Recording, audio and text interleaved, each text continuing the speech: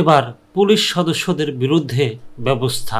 ঢাকায় mob justice ঠেকাতে ব্যর্থ হলে সংশ্লিষ্ট পুলিশ সদস্যদের বিরুদ্ধে ব্যবস্থা নেওয়া হবে বলে জানিয়েছেন ডিএমপি কমিশনার শেখ মোহাম্মদ সাজ্জাদ আলী। মঙ্গলবার দুপুরে জাপানি সংস্থা জাইকার কারিগরি সহযোগিতায় ঢাকা মেট্রোপলিটন পুলিশের ডিআরএসপি প্রজেক্টের অধীনে সড়ক নিরাপত্তা পোস্টার ও স্লোগান প্রতিযোগিতার পুরস্কার বিতরণ শেষে সাংবাদিকদের এক প্রশ্নের জবাবে তিনি একথা বলেন।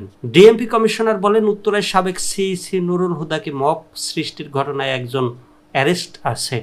আমরা একটা মামলাও নিচ্ছি। আমরা মব জাস্টিস অ্যালাউ করছি না, অনেক মামলাও নিয়েছি।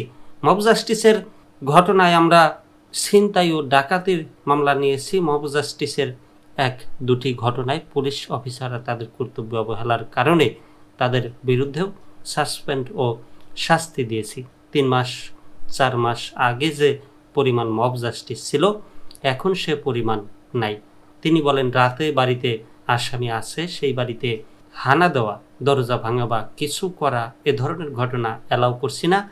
এ কারণে সম্প্রতি এ ধরনের ঘটনা কমে গেছে।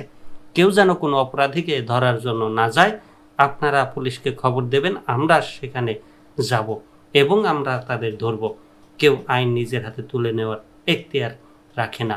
যেসব অফিসার এ ধরনের ঘটনায় ব্যবস্থা নেবেন না, তাদের বিরুদ্ধে ব্যবস্থা নেওয়া হবে অতি দ্রুত। চাঁদাবাজির এক প্রশ্নের জবাবে ডিএমপি কমিশনার বলেন, চাঁদাবাজির অভিযোগ পেলেই আমরা ব্যবস্থা নিচ্ছি।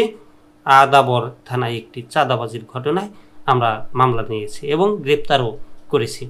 অনুষ্ঠানে জাইকার কারিগরি সহযোগিতায় এ ঘটনা ঢাকা মেট্রোপলিটন পুলিশের ডিআরএসপি প্রজেক্টের অধীনে সড়ক নিরাপত্তা পোস্টার ও স্লোগান প্রতিযোগিতায় 10 জন শিক্ষার্থীকে পুরস্কার তুলে দেন ডিএমপি কমিশনার। এ সময় অতিরিক্ত পুলিশ কমিশনার মোহাম্মদ সরোয়ার এবং জাইকার কর্মকর্তারা উপস্থিত ছিলেন।